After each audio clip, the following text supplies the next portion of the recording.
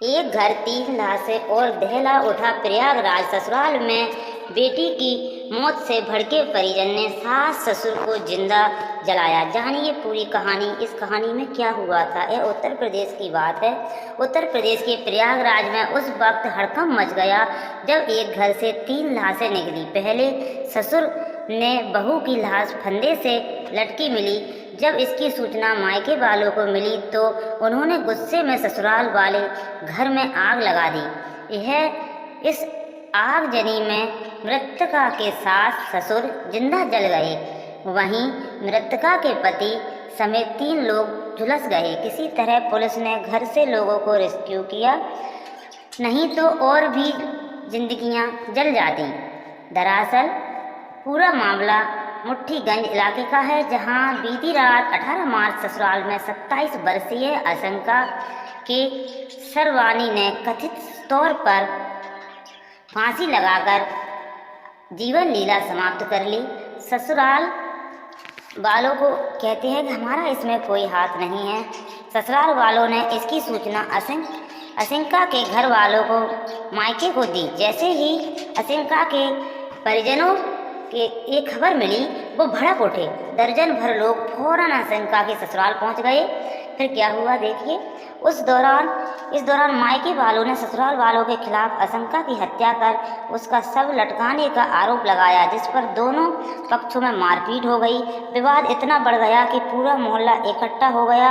आरोप है कि जब तक पुलिस आती, मायके वालों ने ससुराल वालों के पक्ष के लोगों को उनके घर के अंदर बंद कर दिया, आग लगा दी, जिससे पूरा घर धूं धूं कर जलने लगा।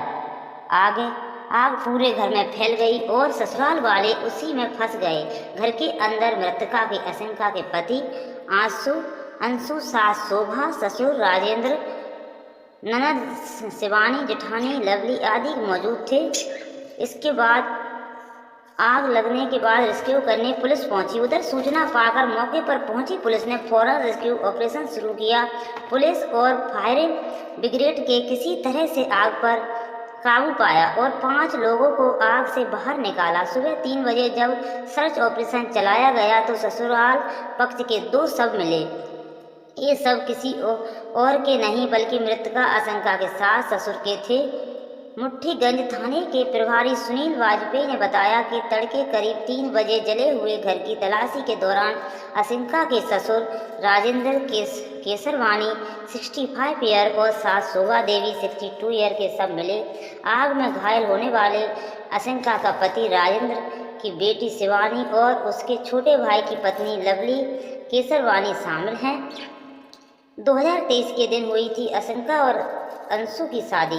जानकारी के मुताबिक धूमनगंज के झलवा की रहने वाली आशंका केसरवानी की शादी मुट्ठीगंज के अंशु के साथ 13 फरवरी 2023 के दिन हुई थी। बीती रात आशंका का शव ससुराल में रस्सी के फंदे से लटका मिला। ससुराल पक्ष की तरफ से बताया गया आशंका ने सुसाइड कर लिया है।